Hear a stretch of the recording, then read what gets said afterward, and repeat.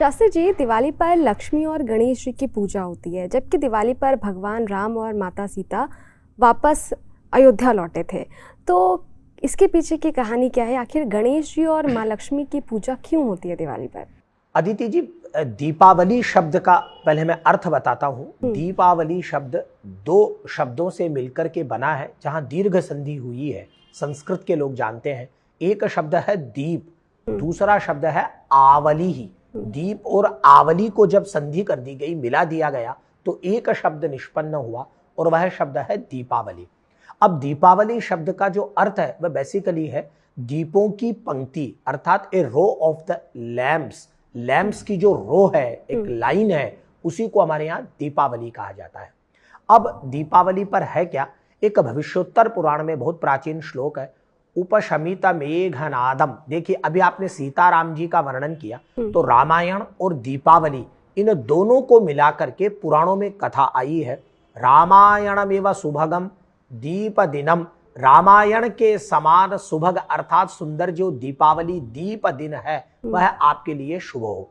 अब है यह कि दीपावली वास्तव में है क्या? दीपावली के उद्गम पर यदि हम चर्चा करते हैं तो पुरातन ग्रंथों में दीपावली के कई नाम मिलते हैं।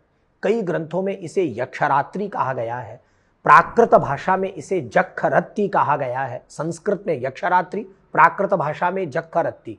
वैसे ही वात्स्यायन ने अपने काम सूत्र में, जिस पर 11वीं शताब्दी में पंडित यशोधर ने जयमंगला नाम की टीका आमेर में जयपुर में की, वहां इस रात्रि का नाम सुखरात्रि के रूप में प्रकट हुआ है। यह दीपावली यक्षरात्रि भी है, यह दीपावली सुखरात्रि भी है। कई जगह है जो अजंता में एलोरा की गुफाएं हैं, वहां पर इस प्रकार की प्रतिमाएं अंकित हैं, जहां भगवान शिव और माता पार्वती दोनों द्यूत खेलते हैं, पासा खेलते हैं। तो उस दीपावली की रात पर भगवान शिव और माता पार्वती ने जब पासे खेले, जिसमें भगवान शिव की अपेक्षा माता पार्वती को विजय प्राप्त हुई, अतः यह माता पार्वती की विजय रात्रि भी है। अब हुआ यह कि आम बोलचाल में या लोकाचार में एक कथा चल पड़ी कि इस दिन भगवान श्री रामचंद्र जी महाराज अयोध्या पधारे थे और उनके आगमन की खुशी में भगवती जानकी के साथ अपने अनुज लक्ष्मण जी के साथ जब भगवान पधारे, तो उनके शुभागमन के लिए अयोध्या वासियों ने सरयू के किनारे महलों में दीप जलाकर भगवान श्री रामचंद्र जी महाराज का स्वागत किया। वास्तव में इसके कोई पुष्ट शास्त्रीय प्रमाण तो नहीं है, यह हमारे शास्त्र के अनुसार तो नहीं है, लेकिन किंवदंती में यह बात चल पड़ी लोकाचार में, जिसे विद्वान लोग अभी तक खोज रहे हैं। हो सकता है जो ग्रंथ नष्ट हो गए, लुप्त हो गए, उन ग्रंथों में कहीं इसका सारांश हो। लेकिन एक बात जो कहते हैं वह यह है कि अयोध्या वासियों को यह विश्वास हुआ कि 14 वर्षों से अयोध्या की जिस राजगद्दी पर पादुकाएं रखी हुई थी, अब उन पादुकाओं को हटाकर असली राजा राम और असली रानी माता सीता आ गई है। अतः दीपावली अयोध्या वासियों के लिए पादुका प्रशासन से मुक्ति का पर्व है। पादुकाएं अब हटेंगी और भरत जी महाराज जो नंदीग्राम में निवास कर रहे थे, वे वापस श्री अयोध्या जी में लौटेंगे। अब राम राज्य की संस्थापना होगी, भगवान श्री रामचंद्र जी महाराज राजा बनेंगे, उनके साथ माता सीता रानी बनेगी और वीर लक्ष्मण, वीर भरत, वीर शत्रुघ्न जी महाराज उनके सेवक के रूप में रहेंगे। श्री हनुमान जी महाराज उनकी चरण वंदना करेंगे। यह दृश्य अयोध्या में दीपावली पर उपस्थित हुआ, इसलिए कदाचित वहां दीपावली चल पड़ी। लेकिन हम इसके उद्गम के रूप में यदि देखते हैं तो आपको अदिति जी ध्यान आ रहा होगा, पूरे राजस्थान में ही नहीं बल्कि पूरे देश में, पूरे उत्तर भारत, दक्षिण भारत में कार्तिक मास में दीपदान किया जाता है। काशी में गंगा किनारे, वाराणसी में तो आकाश दीप, एक बांस के ऊपर ले जाकर के आकाश में दीप जलाया जाता है। यह परंपरा अब भी है। कार्तिक मास में पवित्र नदियों में, सरोवरों में दीप बहाए जाते हैं। पुष्कर में कार्तिक में 5 दिन का बड़ा मेला लगता है।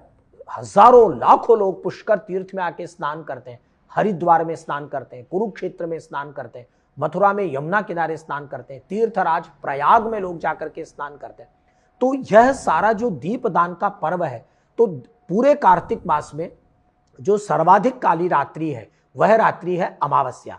इस अमावस्या की रात्रि को दीपदान करने का जो पौराणिक विधान है, उसका सबसे विहंगम दृश्य, विराट स्वरूप प्रकट होता है और उस दिन प्रत्येक व्यक्ति दीप दान करके भगवती लक्ष्मी को प्रसन्न करना चाहते हैं।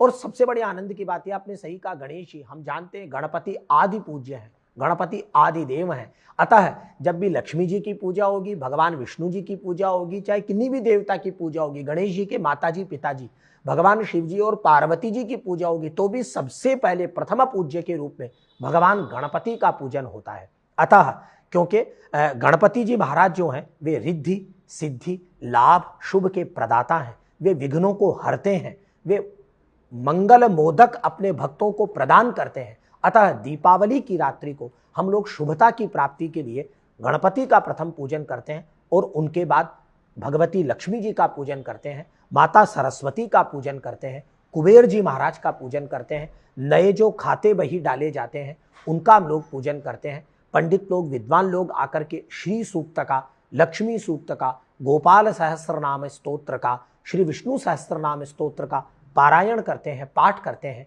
जिनसे ऐसे फल की प्राप्ति होती है जो फल बहुत सुदीर्घ काल तक रुक करके जो पाठ करता है, पूजा करता है, उसे अनुकूल फल प्रदान करते हैं।